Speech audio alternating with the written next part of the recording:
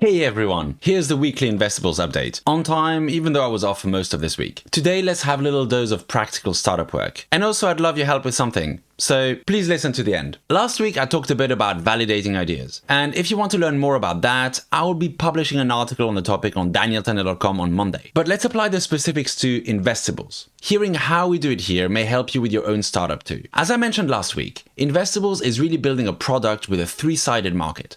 Founders, traditional investors, and a group I will loosely call retail buyers. The magic happens when these three markets come together. The legal framework and the technology are not enough. We need all three markets to turn up. Now, founders are easy. We know they need money, and if you have a way to get them money, founders will typically bite your hand off. Investors are slightly harder, but also quite easy.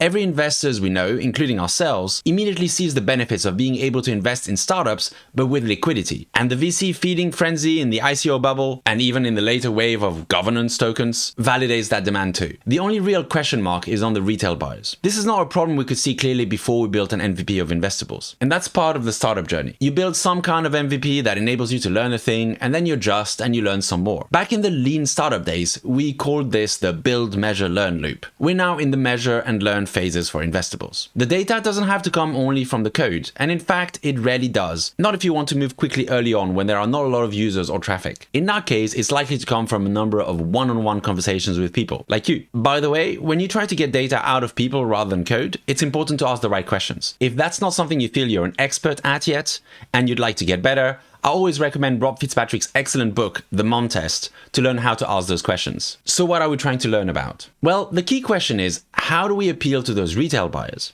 I'm calling them buyers rather than investors because it's not clear that they will be buying to invest. Maybe they will, maybe not. Now, if we looked only at the NFT space, the answer would be obvious. People buy NFTs almost exclusively for a single reason.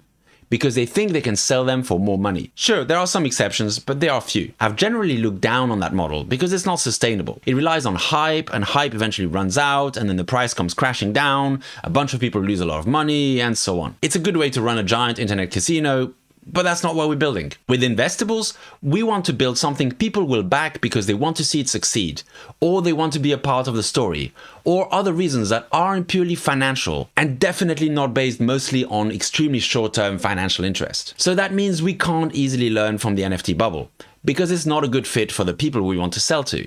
Though, of course, typical NFT buyers are welcome to join the party too. Instead, we need to learn how to sell stuff to normal people. This is a challenge for us.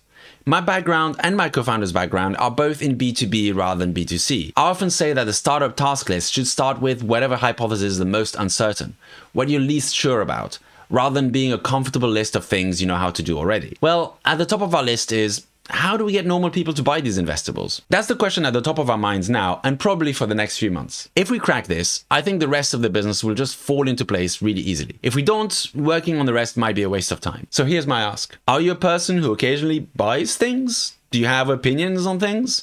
If so, please get in touch with me on Discord. Link in the description.